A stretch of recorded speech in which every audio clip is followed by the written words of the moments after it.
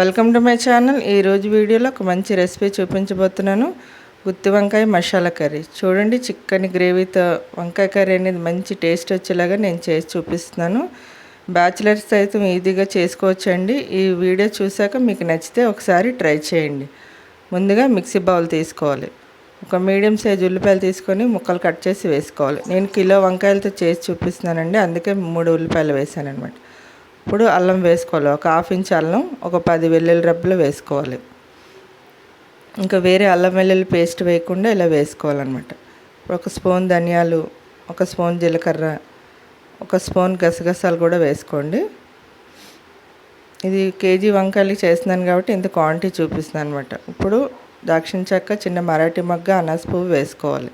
ఒక 2 టమాటాలు తీసుకొని ముక్కలు కట్ చేసి అదే ఉల్లిపాయల్లో వేసుకోవాలన్నమాట.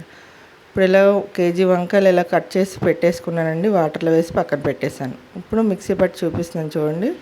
ఇందులో టమాటాలు కూడా వేసి మిక్సీ పట్టేసానండి. ఇంక వేరేగా ఏం వేయకుండా అంతా ఒకసారి మిక్సీ పట్టేసుకోవాలి. ఇప్పుడు ఒక బౌల్లో వేసేసుకొని పక్కన పెట్టేసుకోవాలన్నమాట. ఇప్పుడు ముందుగా మనం వంకాయలు అనేవి నానబెట్టి ఉంచుకున్నాం కదా, అది పొయ్యి మీద ప్యాన్ పెట్టుకొని ఒక 2 టేబుల్ స్పూన్ ఆయిల్ వేసుకొని ఈ వంకాయలన్నీ అందులో వేసి మగ్గనివ్వాలన్నమాట. ముందు వంకాయలు మగ్గించుకోవడం వల్ల కూర అనేది వంకాయ ఎక్కడ పగిలిపోకుండా చక్కగా వస్తుందండి. అలా చేసుకుంటే సరిపోతుంది.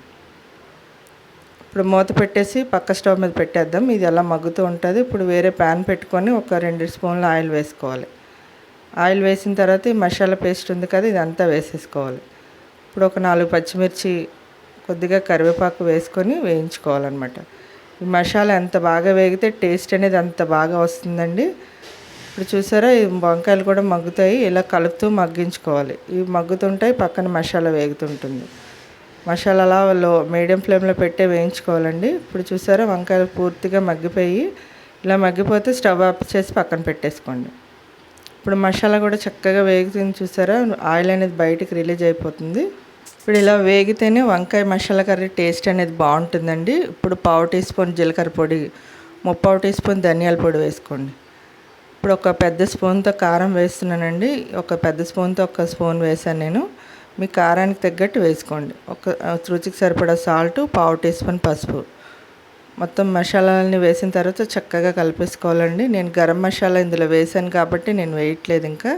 ఇప్పుడు మూత పెట్టి ఒక 2 నిమిషాలు వేగనివ్వండి. మంచిగా వేగుతుంది, మంచి వాసన అనేది వస్తుందండి. చూడండి, చక్కగా వేగింది. కలర్ అనేది కూడా చేంజ్ అయింది కదా, ఇలా ఉండాలి. ఇప్పుడు ఇలా ఉన్నప్పుడే ముందుగా వేయించి పెట్టుకున్నాం కదా వంకాయలు, ఇందులో వేసేసుకోవాలి. ఇప్పుడు వంకాయలన్నీ వేసేసుకొని మొత్తం మసాలా అంతా పట్టేలాగా కలుపుకోవాలండి. చూసారా, ఇలా తినేసినా కూడా సరిపోతుంది. కానీ నాకు కొంచెం గ్రేవీ కావాలి, అందుకే నేను వాటర్ వేస్తాను అనమాట. ఒక కప్పుతో వాటర్ వేసుకోవాలి. మొత్తం పట్టేసిన తర్వాత మసాలా అంతా ఒక కప్పు వాటర్ వేసుకొని శుభ్రంగా మొత్తం అంతా కలిపేసుకొని కొద్దిగా కొత్తిమీర ఉంటే వేసేసుకొని ఫైనల్గా ఇప్పుడు మూత పెట్టి 5 నిమిషాలు లో ఫ్లేమ్లోనే ఉడకనివ్వాలి. ఏమాత్రం హై ఫ్లేమ్ పెట్టినా మాడిపోతుందండి. లోలో ఉడకడం వల్ల వంకాయ అంతా మసాలాకు పడుతుంది. చక్కగా గ్రేవీ అనేది రెడీ అయిపోతుంది. చూసారా ఎంత సింపుల్గా అయిపోయిందో. మంచి గుత్తి వంకాయ మసాలా కర్రీ అనేది రెడీ అయిపోయింది. వేడి వేడి అన్నంలో ఇలా కర్రీ వేసుకొని తింటే సూపర్గా ఉంటుందండి. ఈ వీడియో మీకు నచ్చితే లైక్ చేయండి, షేర్ చేయండి, సబ్స్క్రైబ్ చేయండి. Thank you for watching.